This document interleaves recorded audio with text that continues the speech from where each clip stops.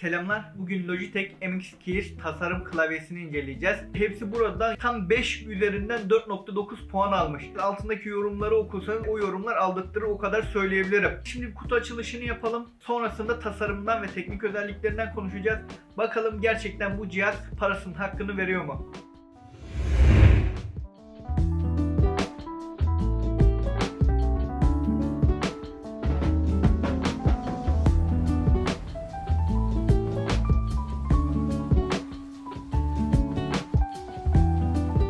Yukarı kutunun iç kısmında bize bağlantı talimatlarını göstermişler. İşte web siteyi göstermişler. ED switch, cihazlar arasındaki değişiklikleri göstermişler vesaire. Klavyemizi hemen dışarıya çıkartıyoruz.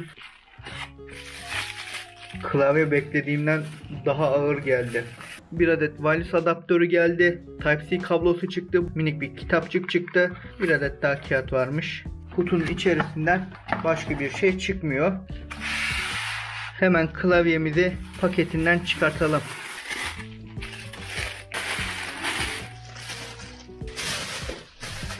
Klavyenin görünüşü bu şekilde. Malzeme kalitesi efsane iyi. Yani beklediğimden çok daha iyi.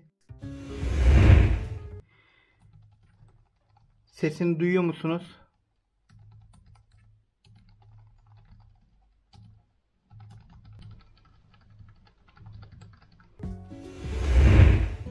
İşin özetinde kutu açılımı bu kadar arkadaşlar. Wireless adaptörü, tip A'yı tip C'ye çeviren bir USB kablo ve klavyenin kendisi olmak üzere 3 parçadan oluşuyor. Şimdi dilerseniz bu cihazın tasarımından bahsedelim ve teknik özelliklerini mercek altına alalım.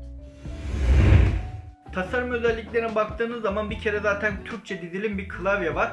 Mac ve Windows için ortak tuşlar kullanılmış. Yani hangi sistemi kullanırsanız kullanın bu klavyede ortak bir tuşla işlemlerinizi halledebileceksiniz. Bunun aslında böyle olmasının sebebi bu cihazın çok hızlı bir şekilde 3 adede kadar cihaza senkron bir şekilde geçiş yapabilmesi. Yani tek tuşla Windows sisteminde geçtiğiniz, bir tuşla Mac bilgisayarında geçtiğiniz, bir tuşla tabletinde, telefonda veya Linux sisteminde geçiş yapabiliyorsunuz. Bundan dolayı da üzerinde hem Mac kullanıcıları için hem de Windows kullanıcıları için ortak tuşlar bulunuyor. Klavyenin sağ tarafına numerik harfler konumlandırılmış. Ben bu numerik harfleri aslında kendi klavyemde istiyorum çünkü çok kullanıyorum. Ama bunu beğenmeyen arkadaşlar için bir dezavantaj olabilir. Yine de şunu söyleyebiliriz. Bu klavye gerçekten çok ince. Gerçekten çok şık ve kasası çok sağlam. Hem içerisinde bataryasının bulunması hem de kasasının sağlam malzemeden yapılmış olması bu cihazı aslında ağırlaştırmış. Neredeyse bir ultrabook ağırlığında diyebiliriz. Seyahat etmek isteyen kişiler bu klavyeyi de yanında götürmek isterler mi bilemiyorum. Altındaki papuçlarla bu klavyenin de ağırlığı birleşince gerçekten masanın üzerinde kaymaz bir hale geliyor. Ufak darbelerle bu cihazı kaydırmanızın mümkünatı yok diyebilirim. Klavyenin altta ayarlanabilir başka ayakları bulunmuyor. Yani daha fazla yükseltip alçaltamıyorsunuz. Bu modelin yurt dışı kutularında bir bilek desteği de çıkıyor ama Türkiye'deki kutudan bilek desteği çıkmıyor.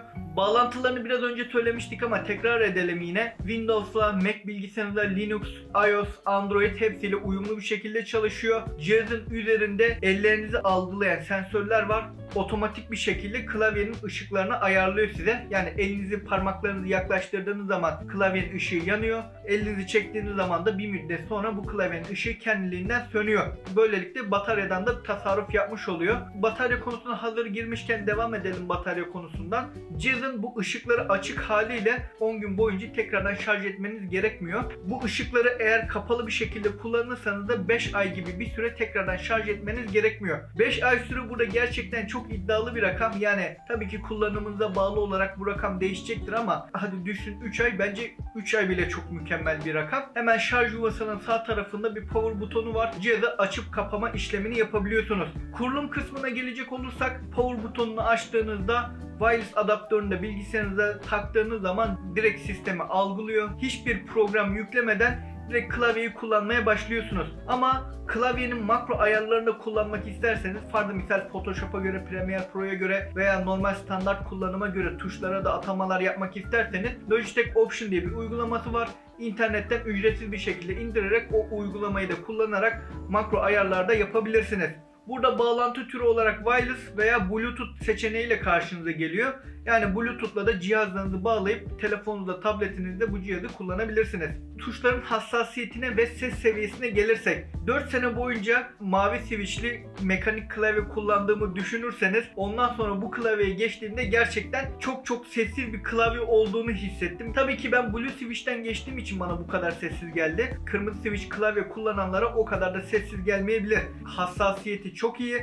Kendime ara ara testler yaparım. Yazma performansımda bir önceki klavyeme göre %10 ile %20 arasında bir performans artışı olduğunu söyleyebilirim.